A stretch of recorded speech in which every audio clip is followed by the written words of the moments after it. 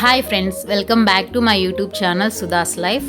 ఈ వీడియోలో సమ్మర్లో ఎంతో స్పెషల్ అయినటువంటి మామిడికాయ ముక్కల పచ్చడి ఇన్స్టెంట్గా పట్టుకోవచ్చు. అసలు పచ్చడి రాని వాళ్ళు కూడా ఈ వీడియో చూసి అయితే చక్కగా మీరు పిక్కిలు అయితే పట్టేసుకోవచ్చండి. చాలా అంటే చాలా సింపుల్గా ఒక 5 మినిట్స్లో అయితే అయిపోతుంది.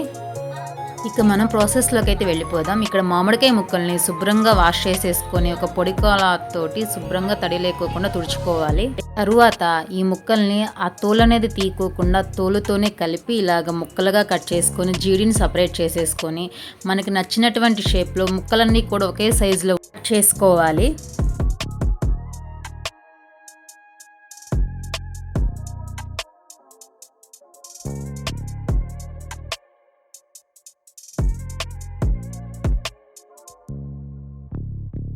ఇలా వీడియోలో చూపిస్తున్నట్టు ముక్కలన్నీ ఒకే సైజులో కట్ చేసిన తర్వాత ఒక బౌల్ తీసుకొని దానిలో మనం కట్ చేసినటువంటి పీసెస్ని ఏదైనా ఒక కొలత చిన్న బౌల్ కానీ ఒక గిన్నె కానీ తీసేసుకొని అవి ఎన్ని ముక్కలైనాయో ఆ బౌల్స్ కొలత వేసుకోవాలి. నాకైతే 2 బౌల్స్ అయితే అయినాయి. సో తర్వాత మనం కొన్ని ఆవాలు, అలాగే 2 టేబుల్ స్పూన్ ఆవాలు, ఒక 1/2 టేబుల్ స్పూన్ మెంతులు హీట్ చేసుకొని చల్లార్చిన తర్వాత ఇలాగ పౌడర్ లాగా చేసుకోవాలి. ఇప్పుడు మనం తీసుకున్నటువంటి ఈ మామిడికాయ ముక్కల్లోకి ఒక పెద్ద టేబుల్ స్పూన్తో 2 టేబుల్ స్పూన్ సాల్ట్ వేసుకోవాలి. అలాగే సాల్ట్ కొంచెం తగ్గినా పర్వాలేదు, కొంచెం చూసి వేసుకోండి స్పూన్ అనేది.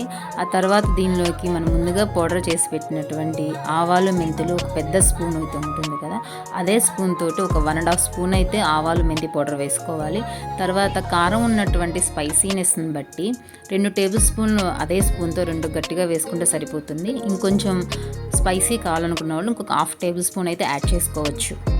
నెక్స్ట్ ఇప్పుడు పోపు వేయడానికి ఏ బౌల్తో అయితే మనం ముక్కల్ని కొలతకు వేసామో అదే బౌల్తో 1/4 కప్ ఆఫ్ ఆయిల్ వేసేసుకొని మనం ఆయిల్ హీట్ ఎక్కిన తర్వాత 4 ఎండుమిర్చి అలాగే ఆవాలు మాత్రమే వేసి పోపు వేసుకోవాలి. ఈ ఆవాలు ఎండుమిర్చి వేగిన తర్వాత కరివేపాకు రెమ్మలు వేసి స్టవ్ అయితే ఆఫ్ చేసేసుకొని ఈ ఆయిల్ మొత్తం కూడా హీట్ అనేది తగ్గించుకోవాలి. అలాగే తినాలనుకున్న వాళ్ళు వెల్లుల్లి రెబ్బలు అయితే కొంచెం ఆయిల్లో వేసుకోవచ్చు. అవైతే కొంచెం పంటికి తగులుతున్నప్పుడు టేస్టీగా అనిపిస్తాయి. తర్వాత మనం వేసిన దాంట్లో కొన్ని పచ్చి వెల్లుల్లి కూడా వేసుకుంటే అప్పుడప్పుడు తింటున్నప్పుడు టేస్టీగా అనిపిస్తాయి. సో పచ్చి వెల్లుల్లి కూడా కట్ చేసి వేసుకొని ఆ మొత్తాన్ని మిక్స్ చేసేసుకోవాలి.